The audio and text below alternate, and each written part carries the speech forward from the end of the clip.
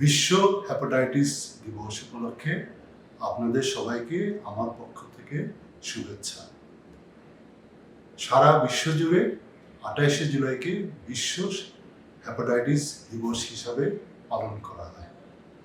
আপনারা সবাই নিশ্চয়ই অবগত আছেন যে সারা দুনিয়াতে প্রায় 10 কোটির বেশি লোক হেপাটাইটিস রোগে আক্রান্ত হয়।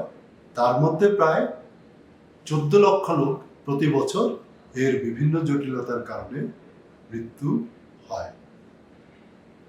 হেপাটাইটিস রোগের কারণ হিসাবে 5টি ভাইরাসকে জানা যায়।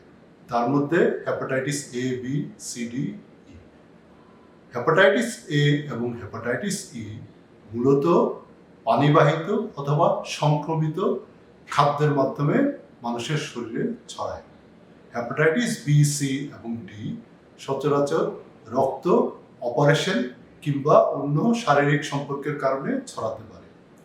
আমাদের দেশে একসময় হেপাটাইটিস বি, যে মায়ের শরীরে হেপাটাইটিস বি জীবাণু আছে, সন্তান গর্ভে থাকার পরে যখন সন্তান ডেলিভারির সময় মায়ের রক্ত এবং সন্তানের রক্ত মিলে সন্তানের মধ্যে হেপাটাইটিস বি ছড়াত।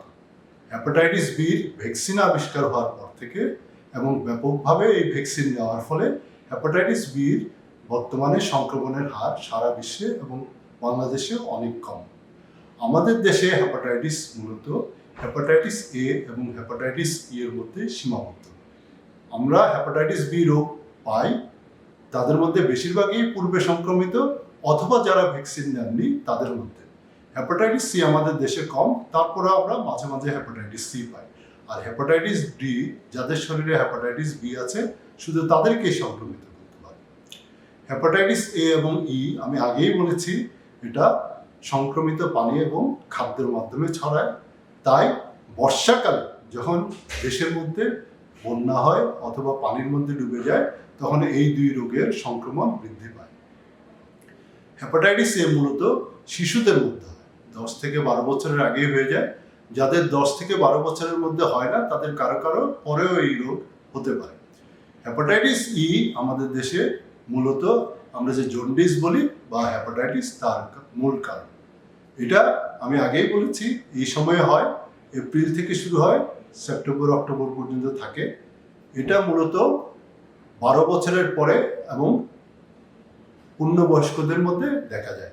তবে এটা যদি কোনো গর্ভকালীন সময়ে কোনো মায়ের মধ্যে হয়, তার মধ্যে এটার জটিলতাগুলি বেশি থাকে।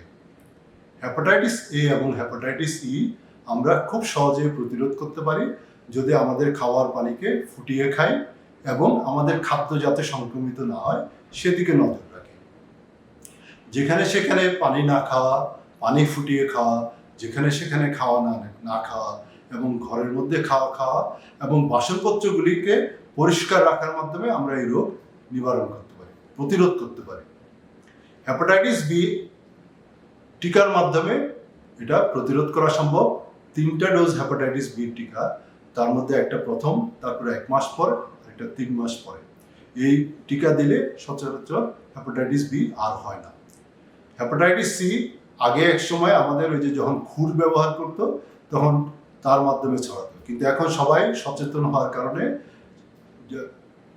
সংক্রমিত সুই এবং সংক্রমিত বিভিন্ন উপকরণ ব্যবহার না করার ফলে হেপাটাইটিস সি এর রেটও অনেক কম।